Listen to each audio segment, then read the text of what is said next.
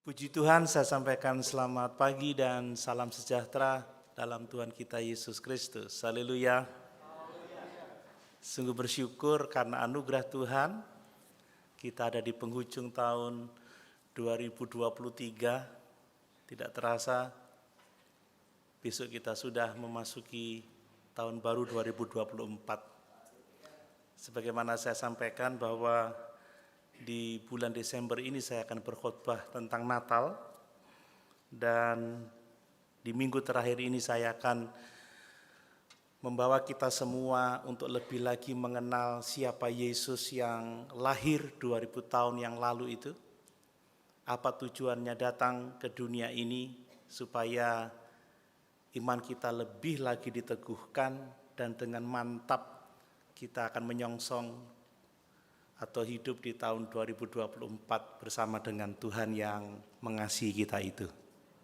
Mari kita memperhatikan baik-baik tentang siapakah Yesus, mengapa dia datang, supaya kita benar-benar memiliki pengharapan yang teguh dan hidup berdasarkan kehendak Tuhan. Mari kita membaca satu ayat saja di dalam Injil Matius pasal 1, ayat yang ke-21. Kita akan membaca bersama-sama ayat ini. Injil Matius 1 ayat 21. Kita baca bersama dalam hitungan yang ketiga. 2, 3. Ia akan melahirkan anak laki-laki dan engkau akan menamakan dia Yesus, karena dialah yang akan menyelamatkan umatnya dari dosa mereka. Haleluya, puji Tuhan.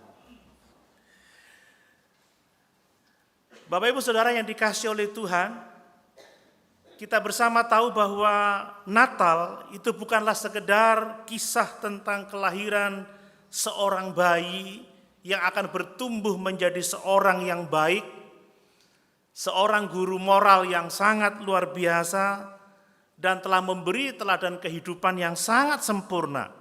Meskipun memang Yesus, bayi itu pada akhirnya bertumbuh menjadi seorang yang baik, guru moral yang hebat dan teladan bagi kehidupan orang, saudara.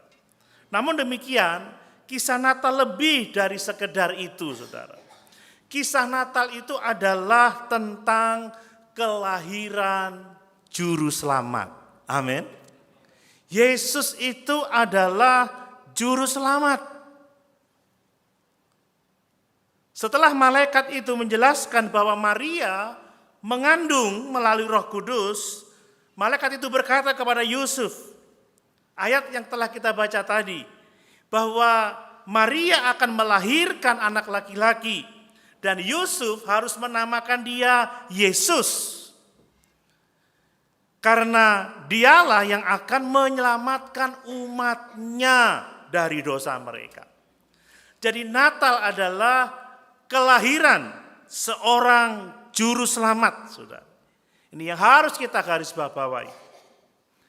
Nama Ibrani Yesus adalah Jehoshua atau Yosua.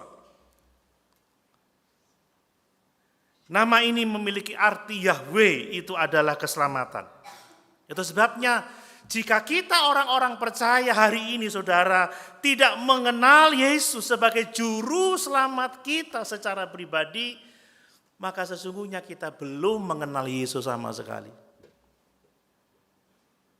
Sebab Yesus datang itu untuk menyelamatkan umatnya dari dosa mereka. Sebab Yesus itu adalah juru selamat. Banyak kekristenan sekarang tidak mengajarkan Yesus sebagai juru selamat yang akan menyelamatkan umatnya dari dosa. Tetapi Yesus sekedar penolong, pembela, memberi berkat yang akan memberkati hidup pribadi kita, yang akan memberkati bisnis kita, yang akan memberkati rumah tangga kita, membuat kita berbahagia, menjadikan kita senang hidup di dunia ini. Yesus lebih dari sekedar itu, tetapi dia adalah penyelamat umatnya dari segala dosa-dosa mereka. Amin. Mari kita mengenal dia dengan sungguh-sungguh bahwa dia adalah juru selamat kita. Dan bila kita menjadi orang-orang yang sudah benar-benar diselamatkan dari dosa-dosa kita. Sebelum kita mengalami keselamatan sejati itu saudara, yang menjadi tujuan kedatangannya, maka apapun yang kita miliki dalam hidup ini tidak ada artinya. Ingat perkataan Tuhan Yesus, apa artinya kita memiliki seluruh isi dunia ini kalau jiwa kita binasa. Amin Bapak Ibu. Makanya penting sekali bagi kita untuk mengenal Dia sebagai juru selamat kita secara pribadi. Mengalami keselamatan jiwa itu, mengalami pemulihan hubungan dengan Tuhan, memiliki persekutuan dengan Dia. Supaya di tengah-tengah dunia yang penuh dengan ketidakpastian ini, kapanpun kita harus meninggalkan dunia ini, kita tahu bahwa kita akan disambut dalam kemuliaan kekal oleh Tuhan dan Juru Selamat kita Yesus Kristus itu. Bapak Ibu, saya akan mengajak kita pagi hari ini untuk kita mengkaji ayat ini saudara, melalui menanyakan beberapa pertanyaan dan menjawab pertanyaan itu. Kita akan coba menggali ayat ini dengan menjawab pertanyaan, siapa sih Yesus yang datang 2000 tahun yang lalu itu? Ini berbicara mengenai identitasnya, saudara, kita perlu benar-benar mengenal Dia dengan benar. Kemudian 3 pertanyaan berikutnya akan berbicara tentang tujuan Yesus datang ke dunia ini, yaitu tentang apa sih tujuan kedatangannya. Kemudian siapa sih yang akan diselamatkannya. Saudara, kita harus jelas tentang itu, supaya kita nanti bisa mengucap syukur bahwa sesungguhnya kalau kita selamat itu semua karena anugerah Tuhan. Dan yang berikutnya kita akan menjawab pertanyaan, apa sih sebenarnya yang telah Dia lakukan untuk menyelamatkan umatnya dari dosa mereka. Mari kita coba menjawab 4 pertanyaan ini saudara. Yang pertama perhatikan, siapa ya? Siapa Yesus yang datang 2000 tahun yang lalu sebagai bayi di kandang Bethlehem itu?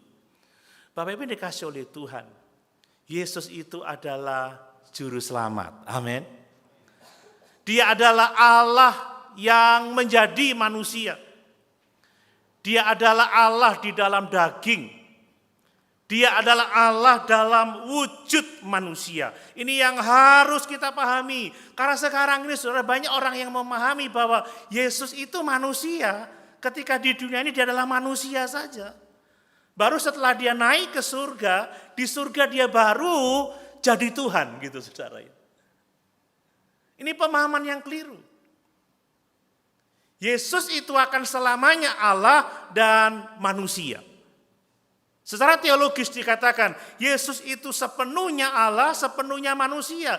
Dia adalah Allah di dalam daging. Dia adalah Allah dalam wujud manusia. Jadi kalau dia berjalan di atas muka bumi ini, dia ya Allah dan dia juga manusia. Ada 2 kodrat. Kodrat manusia, kodrat Allah. Dan ini menjadi satu tetapi tidak bercampur, tidak ada kebingungan sama sekali. Jadi dia adalah Allah dan sekaligus manusia. Itu Yesus, Juru Selamat kita. Coba perhatikan saudara, konteks dari ayat ini adalah kelahiran Yesus dari perawan Maria. Ya, ini bukan kelahiran biasa, karena dikatakan Maria itu mengandung dari Roh Kudus, saudara. Jadi ini bukan kandungan biasa seperti saya dikandung oleh ibu saya karena menikah dengan ayah saya, begitu ya, bukan karena hubungan suami istri, tidak sama sekali. Tetapi Yesus dikandung oleh seorang perawan. Ini doktrin yang sangat penting. Ini ajaran yang perlu kita pahami dengan jelas. Banyak orang yang skeptis, saudara ya, terhadap doktrin kelahiran dari perawan ini. Mana mungkin perawan bisa melahirkan? Mana mungkin? Bahkan Maria pada awalnya meragukan kabar sukacita dari malaikat itu. Bagaimana itu bisa terjadi? Karena aku belum pernah mengenal laki-laki. Nonsens bagi orang skeptik, saudara. Tetapi Alkitab dengan jelas mengatakan bahwa kuasa Allah dari tempat yang maha tinggi itu menaungi Maria, dan pada akhirnya Allah dalam kuasanya yang besar membuat Maria itu mengandung, saudara. Ini adalah perbuatan Allah yang belum pernah terjadi sebelumnya dan hanya satu kali terjadi, saudara. Itulah kelahiran Tuhan dan Juru Selamat kita, Yesus Kristus itu. Matius dan Lukas menegaskan kelahiran Yesus dari seorang perawan ini. Nah, pertanyaannya, mengapa penting sekali doktrin bahwa Yesus dilahirkan oleh perawan, saudara? Sebab kelahiran dari perawan itu menegaskan tentang keilahian Yesus Kristus. Amin, saudara. Karena dia dilahirkan dari seorang perawan, maka Yesus itu adalah Allah. Kalau dia lahir sama seperti kelahiran saya, saudara ya. Lahir dari ayah dan ibu karena hubungan suami istri, saudara. Melalui proses biologis yang sama seperti yang kita alami. Maka dia bukanlah Tuhan dalam daging. Dia bukanlah Allah dalam wujud manusia. Bukan sama sekali. Dia sama seperti kita, manusia biasa, manusia berdosa. Tapi kelahiran perawan menegaskan keilahian Yesus. Jika Yesus tidak lahir dari perawan, dia adalah manusia biasa yang mungkin dipenuhi oleh Roh Kudus, tetapi secara luar biasa. Kalau dia tidak lahir dari perawan, maka dia adalah sama seperti kita, punya awal dan punya akhir. Artinya dia baru ada setelah dikandung oleh Maria ibunya. Dia sama seperti kita. Dia bukan Tuhan dalam wujud manusia. Tetapi Yesus dilahirkan oleh perawan Maria menegaskan bahwa dia adalah Allah di dalam daging. Saudara, berkali-kali kalau kita memperhatikan kitab-kitab Injil, Yesus selalu mengatakan bahwa dia berasal dari atas. Amin. Dia berasal dari surga. Itu berbicara mengenai keberadaannya sebelumnya yang disebut dengan pra-inkarnasi. Ya, bukan pra-eksistensi, tetapi pra-inkarnasi, saudara. Di dalam Yohanes pasal 8 ayat yang ke-58, Yesus berkata bahwa sebelum Abraham jadi, aku telah ada. Siapakah dia yang lahir 2000 tahun yang lalu? Dialah Allah dalam wujud manusia. Amin. Dialah Allah di dalam daging. Dia manusia, tetapi dia sepenuhnya Allah juga. Nah, kemudian kelahiran dari perawan juga penting karena apa, saudara? Itu menegaskan kemanusiaan Yesus yang tidak berdosa. Garis bawah ini, saudara, yang tidak berdosa. Yesus itu manusia 100%, tetapi bedanya dia tidak berdosa sama seperti manusia lain. Jadi jika Yesus tidak dilahirkan dari seorang perawan, maka dia dilahirkan sebagai orang berdosa. Seperti kata Daud, aku dikandung di dalam dosa oleh ibuku. Aku diperanakkan di dalam dosa. Tetapi tidak dengan Yesus. Karena dia dilahirkan dari seorang perawan. Dan kejadiannya melalui pekerjaan Roh Kudus.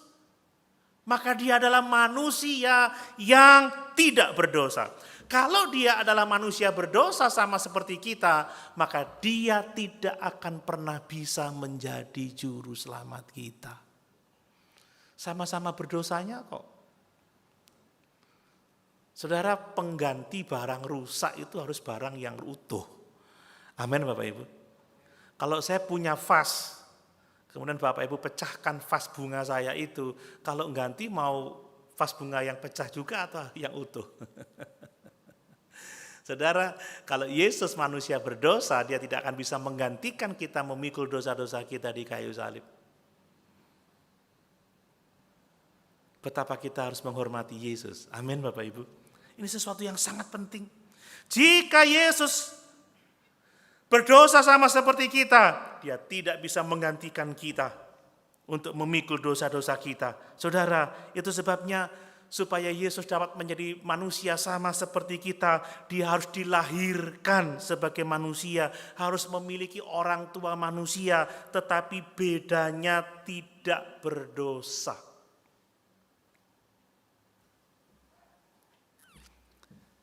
Coba kita baca Lukas 1 ayat 35, saudara. Lukas 1 ayat 35, supaya kita lebih jelas dengan ini. Lukas pasal 1 ayat 35. Demikian firman Tuhan. Jawab malaikat itu kepadanya, Roh Kudus akan turun atasmu dan kuasa Allah yang maha tinggi akan menaungi engkau, sebab itu anak yang akan kau lahirkan itu akan disebut Kudus, anak Allah. Jadi meskipun Maria sendiri adalah orang berdosa, ingat saudara, Maria itu orang berdosa. Dia dikandung di dalam dosa, tetapi dosa Maria tidak membuat Yesus menjadi tidak kudus, sebab dia tidak dilahirkan dari keinginan seorang laki-laki, tetapi dia dilahirkan melalui pekerjaan Roh Kudus. Yesus terlindung dari dosa Maria. Karena pada waktu Maria memuji Tuhan, dia berkata apa? Terpujilah Allah juru selamatku. Maria sama seperti kita, tetapi tidak dengan Yesus. Kelahirannya sebagai seorang perawan menegaskan bahwa dia adalah Allah dan dia adalah manusia yang tidak berdosa.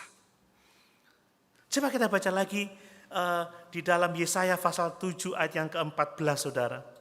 Yesaya, karena Lukas dan Matius itu melihat dari ayat itu, saudara. Yesaya pasal 7 ayat yang ke-14. Siapakah Yesus itu? Ya. Sebab itu Tuhan sendirilah yang akan memberikan kepadamu suatu pertanda. Sesungguhnya seorang perempuan muda mengandung dan akan melahirkan seorang anak laki-laki dan ia akan menamakan dia Immanuel. Apa arti Immanuel, saudara? Allah menyertai kita. Jadi ini harus tegas bagi kita, saudara. Jadi malaikat itu memberitahu Yusuf supaya dia menamakan dia Yesus. Sebab dialah yang akan menyelamatkan umatnya dari dosa mereka. Sekali lagi, Yesus itu dari kata Yunani Iesos, ya, Iesos. Bahasa Ibraninya Yosua atau Jehoshua, Yahweh adalah keselamatan. Tekanan penting adalah kata kerja bahwa dia akan menyelamatkan umatnya dari dosa mereka. Bapak Ibu, bagi seorang Yahudi arti nama itu penting. Karena nama itu menunjukkan siapa pribadi dari orang yang memiliki nama itu.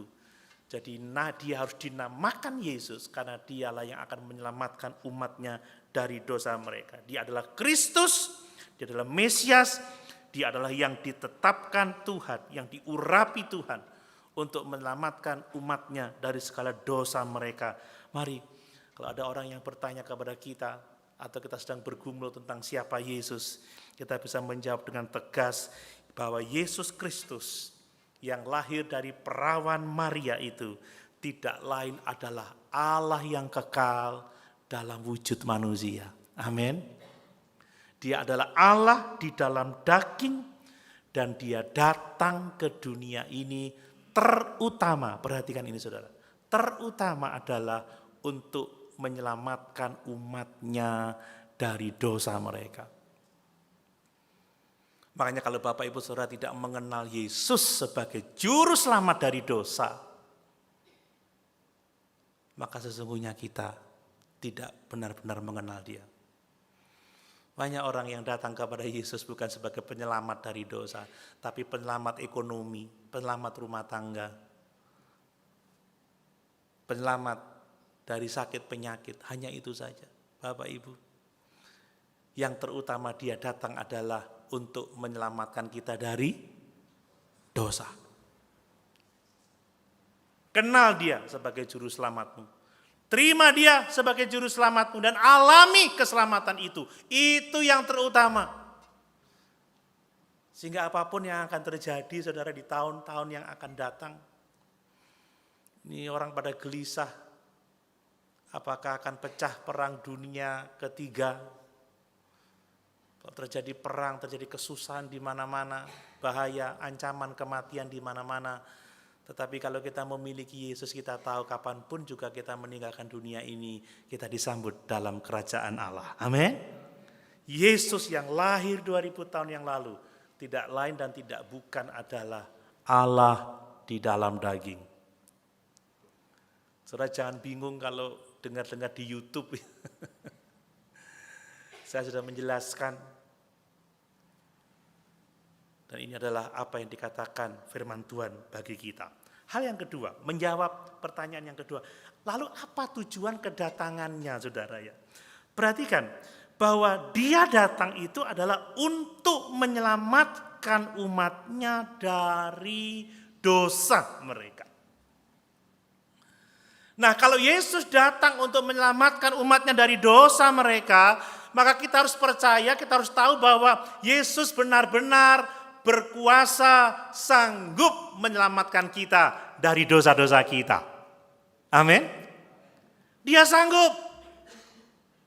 Dia berkuasa, dia mampu. Seperti pujian tadi. Semua karena anugerah Tuhan, karena pekerjaan Tuhan, karena pemberian Allah. Dia datang untuk menyelamatkan umatnya dari dosa, artinya bahwa dia benar-benar berkuasa.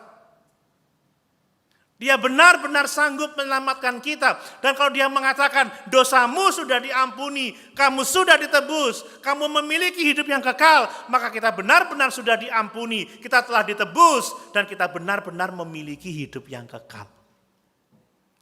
Makanya saya nggak ragu mengatakan kalau yang meninggal itu orang percaya, kita tahu tidak hanya yakin lagi, tidak hanya percaya lagi, kita tahu bahwa orang ini sudah bersama-sama dengan Yesus dalam kerajaan sorga.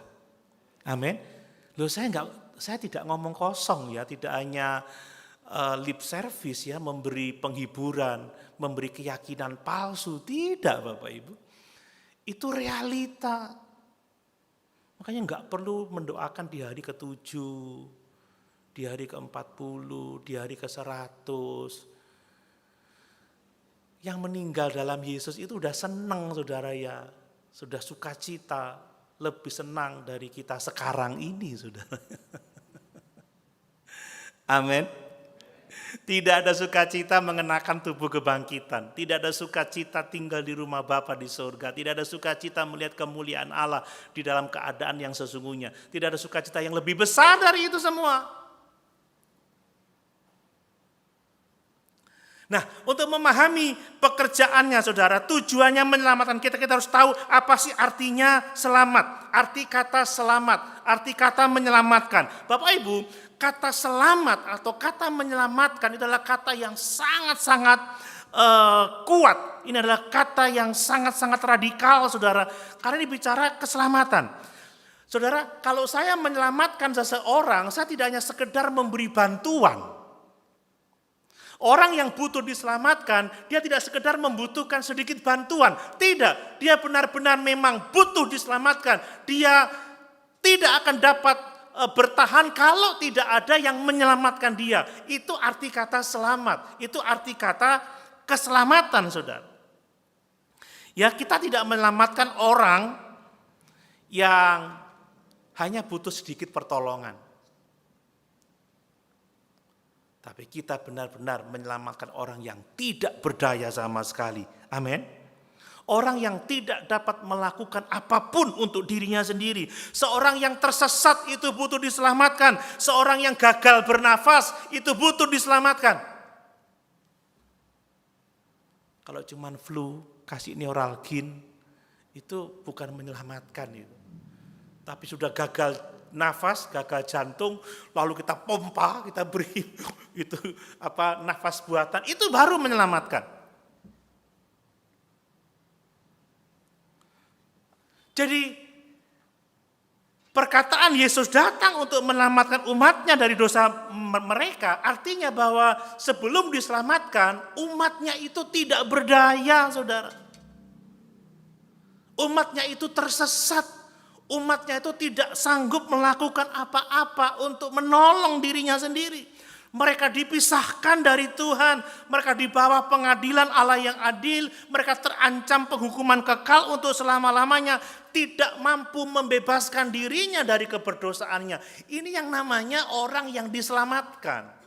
Jadi menyelamatkan adalah menolong orang yang memang tidak sanggup, tidak mampu melakukan sesuatu untuk keselamatannya sendiri.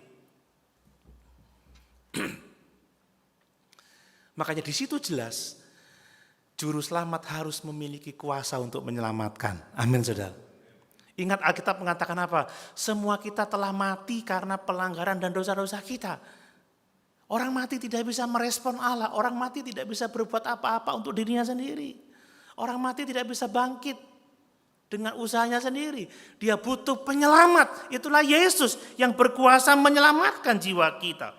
Sekali lagi, dia datang untuk menyelamatkan umatnya yang berdosa. Artinya bahwa dia memiliki kuasa untuk menyelamatkan umatnya dari dosa mereka. Umat yang tidak berdaya, umat yang tidak sanggup menolong dirinya sendiri untuk dapat keluar dari murka Allah ini.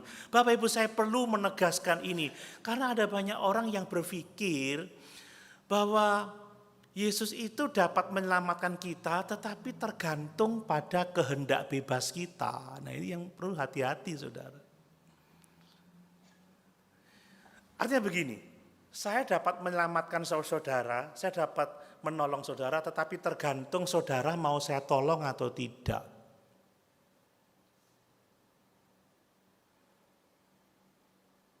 Kalau begitu artinya dia tidak berkuasa menyelamatkan dong. Karena apa? Karena dibatasi oleh kehendak bebas manusia yang lemah itu.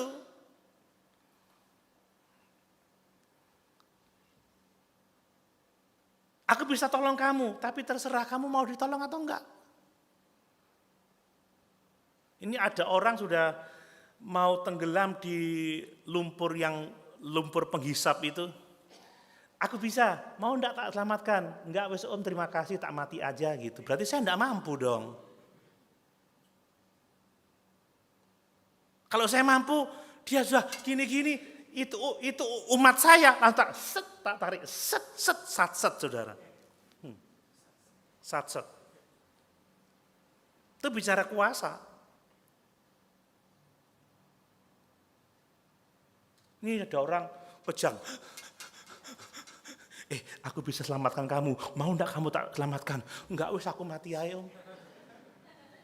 Wah, kalau saya juru selamat, ini umat saya, langsung tak plek. Wah, tak. Kalau perlu tiup mulutnya. Hidup, saudara. Di sini ada Dr. Joe. Bisa menjelaskan apa artinya menyelamatkan orang dari kondisi kritis yang tidak mampu berbuat apa-apa. Artinya Allah berkuasa, tidak dibatasi oleh kehendak manusia. Ada orang yang mengatakan, Yesus itu sangat ingin menyelamatkan kita. Dia sanggup menyelamatkan kita, dia mampu. Tetapi dia tidak dapat menyelamatkan kita kalau kita tidak mau diselamatkan. Loh, kalau gitu dia nggak berkuasa dong. Berarti dia duduk di surga termangu-mangu. Aku wis mati di salib buat kamu ya, tergantung kamu mau terima tidak sekarang. Dia nunggu, kok nggak ada yang mau terima ya? Mate kabeh saudara manusia. Apa gunanya dia mati di salib? Kalau dia tidak punya kuasa untuk merebut kita dari kematian. Apa ketika Sadrak, Mesak dan Abednego mau dilemparkan ke api menyala, dia datang dulu. Sadrak, mau nggak kamu tak selamatin?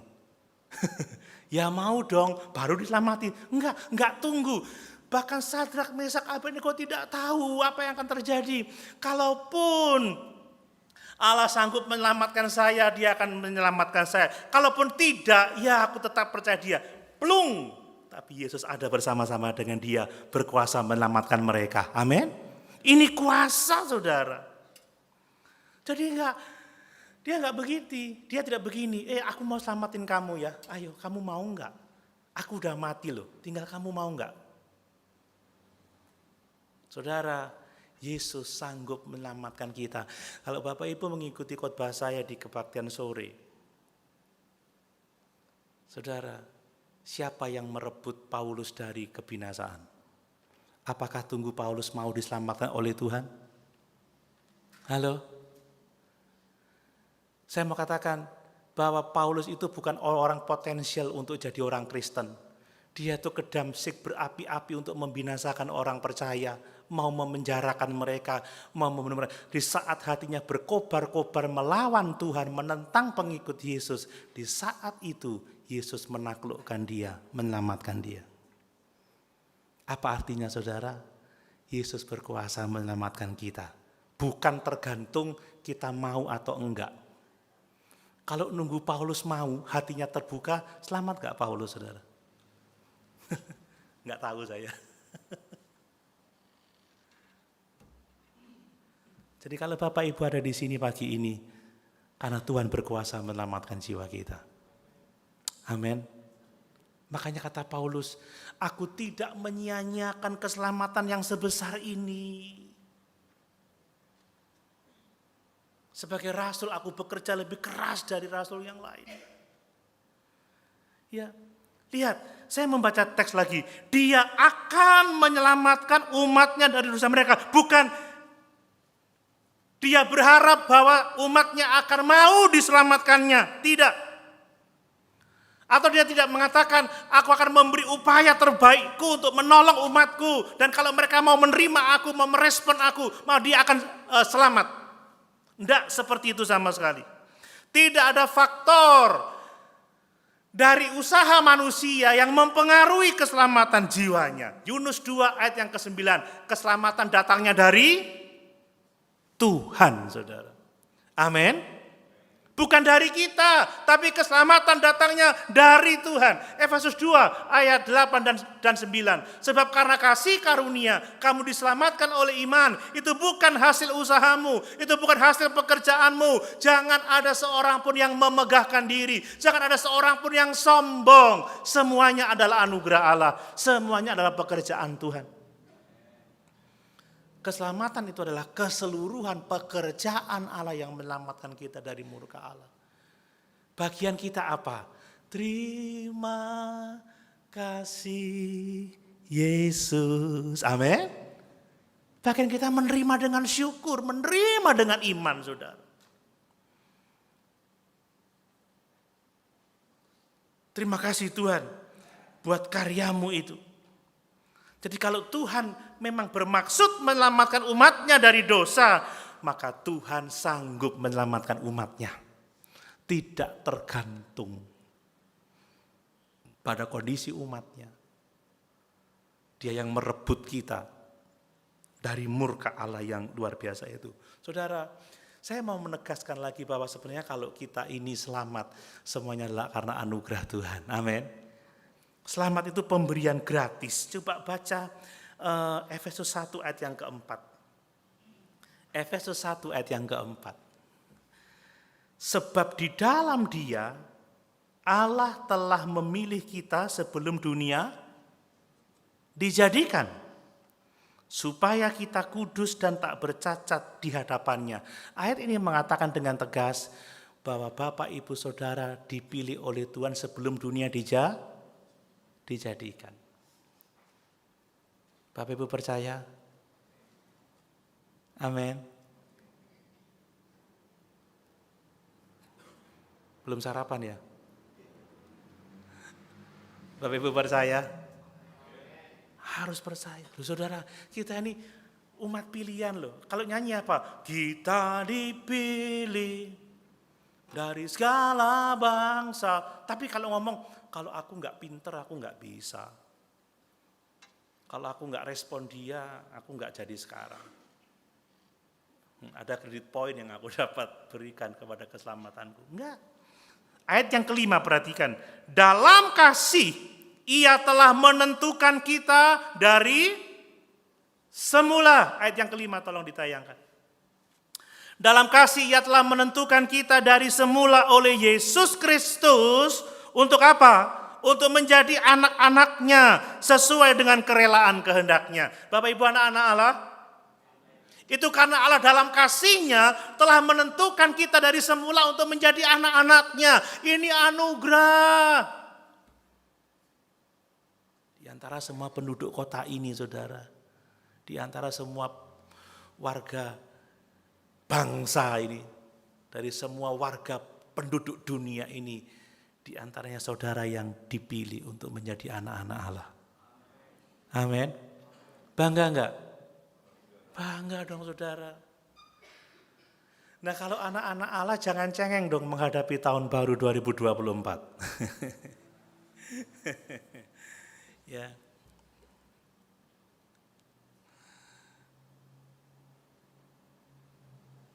Kita ini orang tua duniawi aja mengasihi anak-anak kita semampu kita. Apalagi Bapa surgawi kita pasti akan menolong kita di tahun 2024. Ayat yang ke-9, perhatikan saudara, ayat yang 9 dari Efesus pasal 1. Sebab ia telah menyatakan rahasia kehendaknya kepada kita sesuai dengan rencana kerelaannya, yaitu rencana kerelaan yang dari semula telah ditetapkan di dalam Kristus. Jadi Tuhan telah menetapkan akan menyatakan rahasianya kepada kita dari semula. Dari semula telah kau tetapkan hidupku dalam tanganmu, dalam rencanamu Tuhan. Wow. Bapak Ibu kalau menyanyikan itu menghayati. Rencana indah telah kau siapkan bagi masa depanku yang penuh harapan. Masa depan di mana itu? Di surga. Semua baik. Percaya semua baik? Tahun ini semua baik, tahun depan semua baik. Apa yang kau telah berbuat di dalam hidupku. Yuk nyanyi sampai jam 8.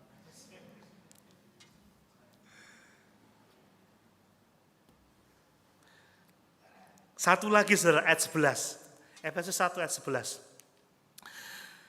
Karena di dalam dialah kami, di dalam Kristus ya, mendapat bagian yang dijanjikan. Kami yang dari semula, perhatikan ini, kami yang dari semula ditentukan untuk menerima bagian itu. Sesuai dengan maksud Allah yang dalam segala sesuatu bekerja menurut keputusan kehendaknya. Sekali lagi, keselamatan datang dari Tuhan karena Tuhan yang sanggup menyelamatkan kita. Tidak tergantung pada kita, tidak tergantung pada respon kita. Dia yang berdaulat memilih siapa saja. Dan bersyukur saudara dan saya adalah bagian dari orang-orang yang dipilih Allah untuk ditebus, untuk diangkat menjadi anak-anaknya, untuk dikuduskan, untuk mengenal rahasia Allah, dan untuk mengalami kebaikannya di dalam kekekalan. Ini berkat yang sangat besar. Ini berkat yang sangat luar biasa bagi kita. Satu ayat saudara, Wahyu 7 ayat 10. Tapi nanti saya akan bacakan juga di dalam terjemahan bahasa Indonesia sehari-hari. Wahyu 7 ayat 10. Keselamatan bagi Allah kami yang duduk di atas tahta dan bagi anak domba. Di terjemahan bahasa Indonesia sehari-hari ditulis seperti ini. Keselamatan kita datangnya dari Allah kita yang duduk di atas tahta dan dari anak domba itu. Amin. Artinya bahwa keselamatan itu sepenuhnya adalah anugerah. Kalau orang ditanya, kowe kok iso dadi Kristen? Oh ya aku sekolah Alkitab. Papa mamaku Kristen. Enggak. Kamu kok iso jadi Kristen? Tuhan dalam kasih-Nya telah memilih saya untuk menjadi anak-anaknya. Amin. Loh saudara, bapak ibu saya lo Kristen. Tapi dari 6 bersaudara, hanya 3 yang percaya Yesus. Saya mendoakan sudah. Saya tidak menyerah sampai hari ini. Tapi saya tahu kalau kami bertiga ini adalah orang-orang yang dipilih oleh Allah. Loh kok ya saya jadi pendeta? Apakah karena saya punya bakat, punya potensi jadi pendeta? Enggak, bang, saya kalau khotbah gagap-gagap kadang-kadang, apalagi kalau capek, saudara. Saudara gitu ya. Jangan gitu, kalau iya begitu, saudara. Semua karena anugerah Tuhan.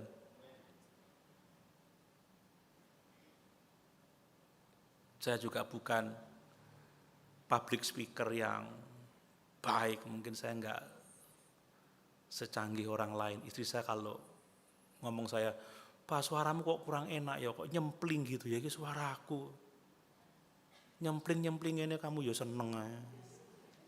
Enggak gagah, saudara-saudara. Enggak, begini inilah saya. Suaranya nyempling ya anaknya telu. Semua karena anugerahnya. Amin, saudara. Saya dulu pernah ada yang ngomong setelah ada tamu datang, gitu loh Pak Doni, khotbah itu kayak pendeta itu. Ya aku bukan pendeta itu. Ya pendetamu begini ya terima nopono erere. Mau diubah gimana lagi? Mau operasi plastik, operasi pita suara, nggak ada gunanya. Tapi ngajarin nggak beres, ya podo ae to. Kok jadi curhat-curhatan begini akhir tahun ini? Coba Wahyu 7 ayat 12 ini saya baca dalam terjemahan baru saja. Amin. Puji-pujian dan kemuliaan dan hikmat dan syukur dan hormat dan kekuasaan dan kekuatan bagi Allah kita sampai selama-lamanya. Karena dialah yang berkuasa menyelamatkan jiwa kita. Amin. Yang ketiga, saudara. Masih ada 2 pertanyaan. Ini pertanyaan yang ketiga. Lalu siapa yang akan diselamatkannya? Saudara, ayat ini jelas mengatakan bahwa dia datang itu untuk menyelamatkan umatnya dari dosa mereka. Saudara, siapa yang dimaksud dengan umatnya? Nah ini perlu digali dengan baik-baik. Siapa yang dimaksud dengan umatnya yang akan diselamatkan oleh Tuhan itu? Saudara, kalau kita membaca konteks dari Matius 1 ayat 21, maka umatnya ini pasti merujuk kepada orang-orang Yahudi. Di dalam Yohanes pasal 1, dia datang kepada umatnya, tetapi umatnya menolak dia. Tapi lanjut ayat yang ke-12, barang siapa yang percaya, diberi kuasa menjadi anak-anak Allah. Tetapi dalam konteks ini sebelumnya, umatnya itu adalah orang-orang Yahudi. Dalam Mazmur 130 ayat yang ke-8 dituliskan bahwa dialah yang akan membebaskan Israel dari segala kesalahannya. Tapi apakah benar umatnya yang dimaksud di sini adalah orang-orang Yahudi saja? Saya katakan tidak. Sebab kalau hanya dia datang untuk orang Yahudi, Allah gagal, saudara. Karena sampai hari ini banyak sekali orang Yahudi yang tidak menerima Yesus sebagai Tuhan dan Juru Selamatnya secara pribadi. Kalau Bapak Ibu membaca dalam Roma pasal 9 ayat 6-7, tolong ditayangkan Roma 9 ayat 6-7, sebab tidak semua orang yang berasal dari Israel itu adalah orang Israel. Dan juga tidak semua yang terhitung keturunan Abraham adalah anak Abraham. Tetapi mereka yang berimanlah yang disebut sebagai anak-anak Abraham, saudara. Coba baca Roma 2 ayat 26-29. Ayat ini saja, saudara. Roma 2 ayat 26-29. Perhatikan ini penting sekali. Jadi jika orang yang tidak bersunat memperhatikan tuntutan hukum Taurat, tidakkah ia dianggap sama dengan orang yang telah disunat? Jika demikian, maka orang yang tak bersunat, tetapi yang melakukan hukum Taurat akan menghakimi kamu yang mempunyai hukum tertulis, dan sunat, tetapi yang melanggar hukum Taurat. Sebab yang disebut Yahudi bukanlah orang yang lahir Yahudi, dan yang disebut sunat bukanlah sunat yang dilangsungkan secara lahiriah, tetapi orang Yahudi sejati ialah, perhatikan, dia yang tidak nampak keyahudiannya Dan sunat ialah sunat di dalam hati secara rohani, bukan secara hurufiah. Maka pujian baginya datang bukan dari manusia, melainkan dari Allah. Amin. Saudara, saya kelihatan ke Yahudi-Yahudian enggak? Hidungnya gede kayak gini kok Yahudi.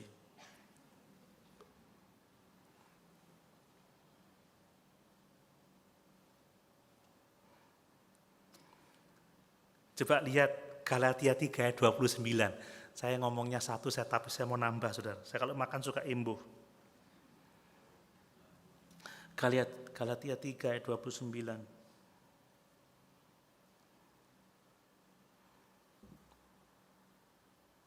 Lihat, dan jikalau kamu adalah milik Kristus, maka kamu juga adalah keturunan Abraham dan berhak menerima janji-janji Allah. Jadi sekali lagi, umat yang mau diselamatkan itu bukan hanya orang Yahudi. Kemudian ada yang berpikir bahwa umat yang diselamatkan itu adalah seluruh manusia ini, saudara ya. Karena Yesus adalah dikatakan juru selamat dunia. Coba baca Yohanes 4 ayat 42. Orang dasar berpikirnya di situ. Yohanes pasal 4 ayat 42.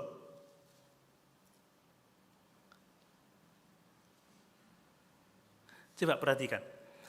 Dan mereka berkata kepada perempuan itu, kami percaya tetapi bukan lagi karena apa yang kau katakan, sebab kami sendiri telah mendengar dia dan kami tahu bahwa dialah benar-benar juru selamat dunia. Apakah umat Allah itu seluruh manusia di dunia ini yang akan diselamatkannya? Saya berpikir tidak, saudara. Karena kalau memang Tuhan mau menyelamatkan seluruh isi dunia ini, maka tidak semua orang diselamatkan. Bahkan ketika Yesus datang, dia berkata apa? Adakah iman di bumi? Banyak yang dipanggil, sedikit yang dipilih. Masa Tuhan gagal dalam tujuannya? Tidak, dia tidak gagal. Karena memang umatnya itu bukanlah semua orang di atas muka bumi ini. Lalu siapa umatnya? Umatnya adalah orang-orang yang percaya dan menerima hidup yang kekal. Amin. Yohanes 3 ayat yang ke-16 mengatakan seperti ini. Karena begitu besar kasih Allah akan dunia ini, sehingga dia telah mengaruniakan anaknya yang tunggal itu, supaya barang siapa yang percaya kepadanya tidak binasa, melainkan beroleh hidup yang kekal. Tetapi pertanyaannya adalah, bagaimana orang-orang ini bisa percaya Yesus, saudara? Bagaimana orang-orang ini bisa menerima Yesus? Karena di dalam Alkitab dikatakan bahwa semua orang telah berdosa dan telah kehilangan kemuliaan Allah. Tidak ada yang mencari Allah, tidak ada yang berakal budi. Semua orang telah mati di dalam dosa-dosanya. Orang mati tidak bisa merespon Tuhan. Saudara, yang disebut dengan umatnya yang percaya ini adalah orang-orang yang telah dipanggil oleh Bapa, dipilih oleh Bapa untuk datang beriman kepada Yesus. Amin. Saya enggak akan membacakan semua ayatnya sebab waktu sudah sangat cepat.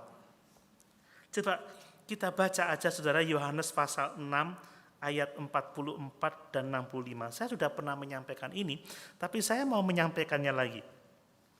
Yohanes 6 ayat 44 dan 65. Perhatikan ayat 44 terlebih dahulu. Bapak Ibu simak baik-baik ya, supaya kita tidak berpikir ini soal tafsir, tapi ini sudah dinyatakan clear oleh Alkitab kita.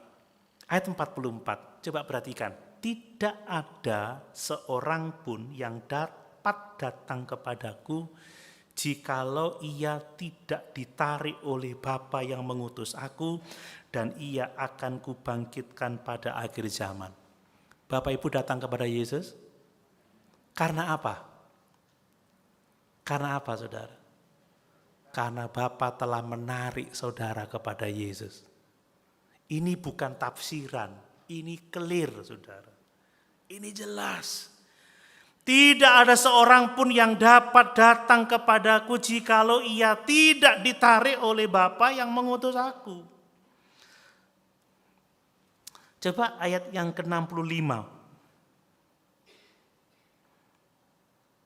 Lalu ia berkata, sebab itu telah kukatakan kepadamu, tidak ada seorang pun dapat datang kepadaku jikalau Bapa tidak mengaruniakannya kepadanya.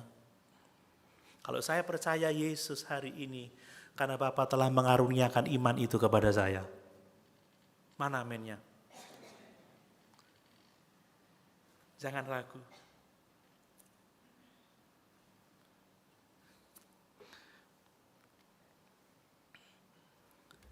Yesus telah menghidupkan kita terlebih dahulu, saudara ya. Coba Efesus 2 ayat 4 sampai 5. Efesus 2 ayat 4 sampai 5 ini penting supaya kita tidak salah paham.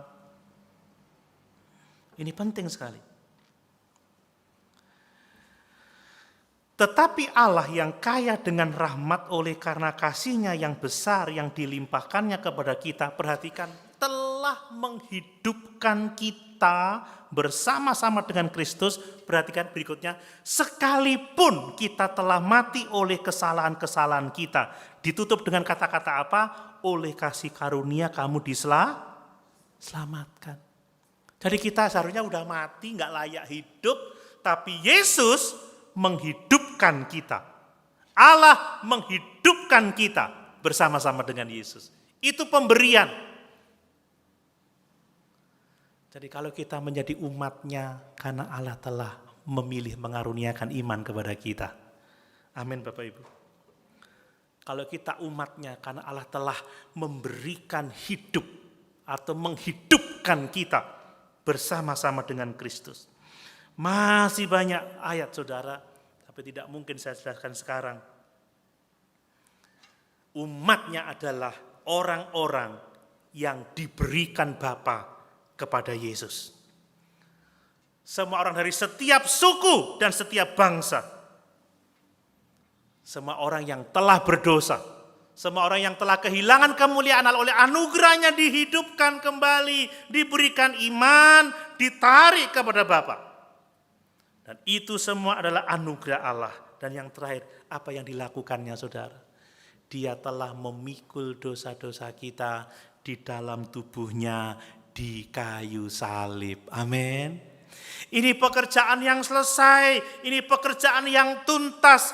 Dia menggantikan umat pilihannya. Dia telah menerima hukuman yang seharusnya diterima oleh umat pilihannya. Sehingga kita pasti akan diselamatkan oleh kuasanya. Saudara, dia menyelamatkan kita dari apa? Pertama-tama dari murka Allah. Dari penghukuman kekal. Yang kedua, dia menyelamatkan kita dari apa? Menyelamatkan kita dari yang namanya kuasa dosa. Kita dibebaskan dari cengkraman iblis. Sehingga kita dapat hidup untuk Allah. Kita dapat hidup untuk kebenaran. Yohanes 3 ayat 2-3. Ayat ini yang ingin saya baca. Yohanes 3 ayat 2-3. Maaf, 1 Yohanes 3 ayat 2-3.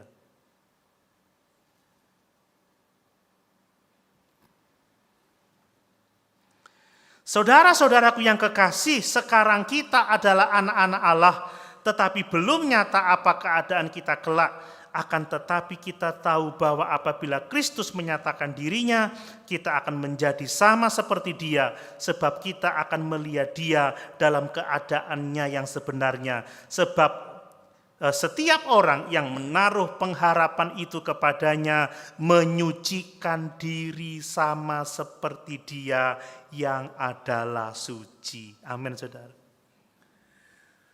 Kita diselamatkan dari murka Allah, kita diselamatkan dari cengkraman dosa sehingga kita dapat hidup di dalam kekudusan, hidup di dalam kesucian, hidup di dalam kebenaran. Jadi kalau Bapak Ibu benar-benar umat Allah, orang-orang pilihan Allah yang telah dikuduskan, diadopsinya menjadi anak, ditebus, pertama-tama Bapak Ibu memiliki hidup yang kekal, yang kedua ada bukti. Buktinya adalah Bapak Ibu hidup dalam kebenaran. Amin.